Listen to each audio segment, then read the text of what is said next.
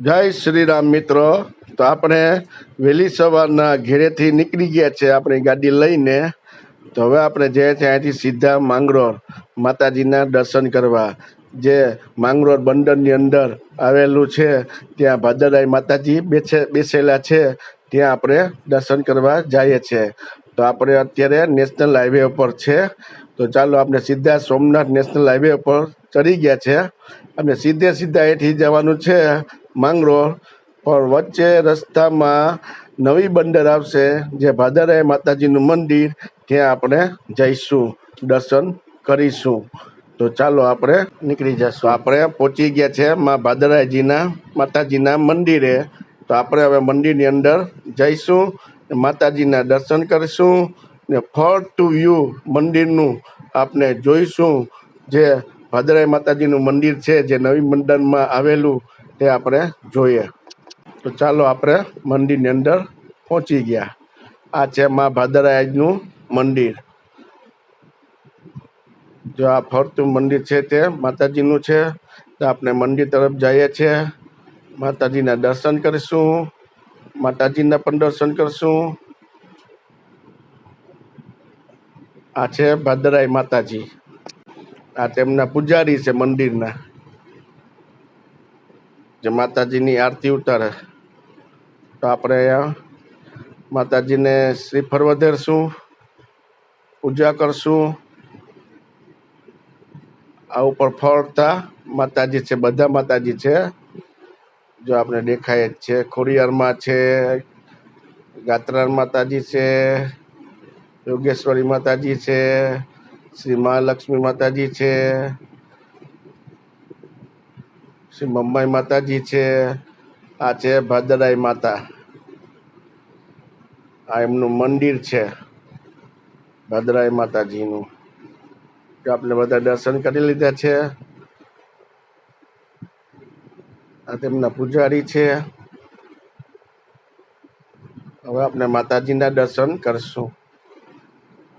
આ બહારનો વ્યૂ, આ માતાજી આવ્યા, આપણા ભાદરાઈ માતાજી છે। કેટલા સુંદર દેખાય છે માતાજી, એમનો શૃંગાર કેટલો સરસ છે। તો આપણે પુષ્પની માળા ચડાવેલી છે। જય ભાદરાઈ માં। તો આપણે દર્શન કરી બહાર નીકળી ગયા છે। હવે આપણે મંદિરની બારોબારનું વ્યૂ લઈશું। તો જો આ છે આખું મંદિર માતાજીનું।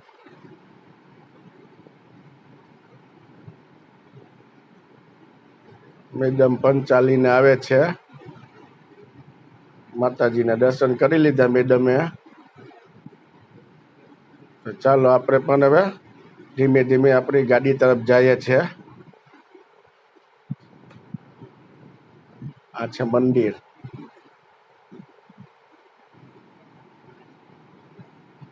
આ ફરતું વ્યૂ માતાજીનું આખું ગ્રાઉન્ડ છે એ ભાદરાઈ માતાજીનું છે।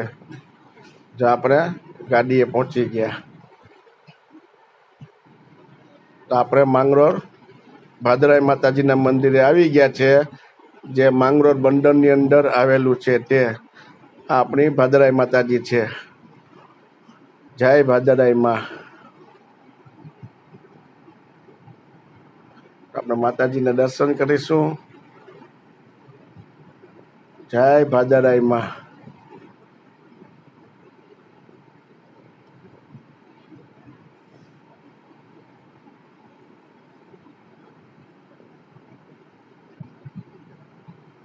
ફરી આપણે માતાજીના દર્શન કરીશું।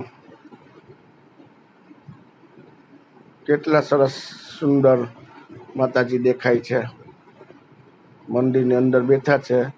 તો આપણે પ્રદક્ષિણા પણ કરી લઈએ। આપણે માતાજીની પ્રદક્ષિણા કરી લીધી, દર્શન કરી લઈશું। પેલા હવે આપણે અગાસીમાં પહોંચી ગયા। મંદિરની ઉપર છે આપણે જે ઇમલીનું ઝાડ છે, આમાં ઇમલી ઘણી બધી છે, જો આપણે તોડીએ જ છે ઇમલી। આ લોકોને ઇમલી બહુ ભાવે બધાને, તો આપણે ઇમલી તોડવા આવ્યા ઉપર। તો બધા ઇમલી તોડે છે, છોકરાઓ ને મેડમ, આખો પરિવાર સાથે છે.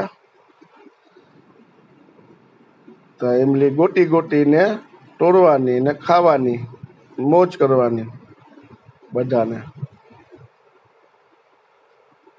જ્યાં માતાજીનો ધ્વજ છે.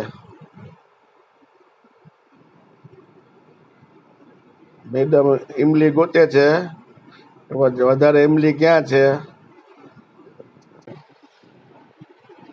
હવે આપણે નીચે જઈશું મંદિરની અંદર ફરી. જે આપણે નીચે આવી ગયા છે, મેડમ પણ નીચે આવે છે ને ઇમલી તોડશે પાછી. જો તોડી ને ઇમલીના પાન પણ ખાય. ઇમલી તો એને બહુ ગમે.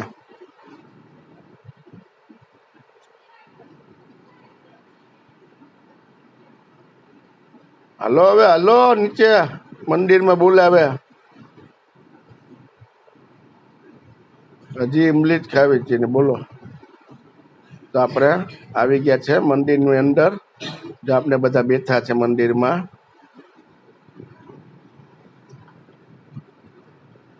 આ લોકોની વાતો ચાલુ થઈ ગઈ છે ભાઈ. મોટા મોટા મંત્રી જેવી વાતો કરે છે અહીંયા તો.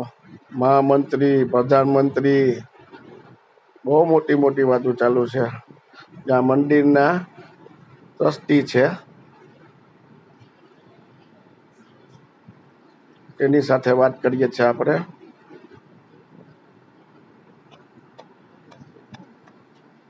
જો છોકરાઓ રમત કરે છે, રમતે ચડ્યા છે છોકરાઓ બધા. જોઈ લો કેમ છે છોકરાઓ, મોજે મોજ. બધા ફરતા બેઠા બેઠા વાતો કરે છે. હવે આપણે થોડી વાર પછી જમશું. જમી ને આપણે અહીંયાથી સોમનાથ બાપાના મંદિરે જવાના છે.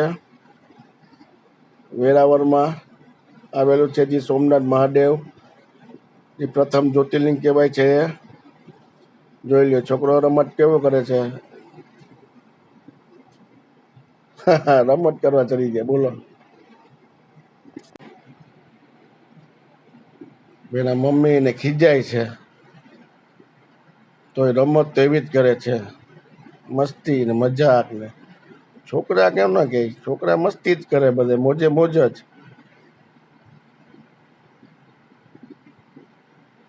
અને મંદિરની અંદર માતાજીની સામે બેઠા છે, તો વાતો ચાલુ જ છે.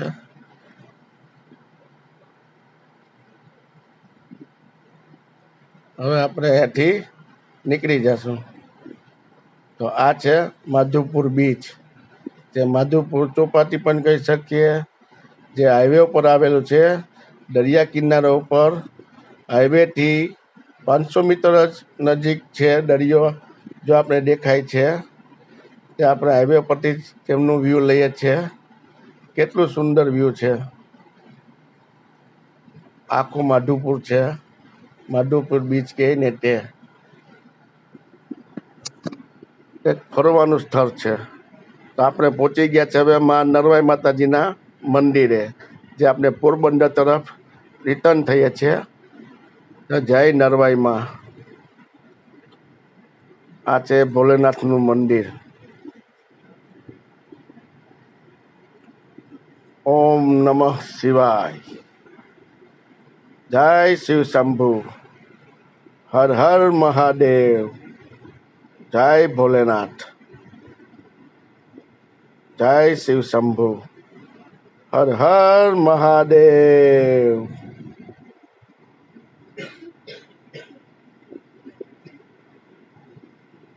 હવે આપણે નીકળી ગયા પોરબંદર તરફ.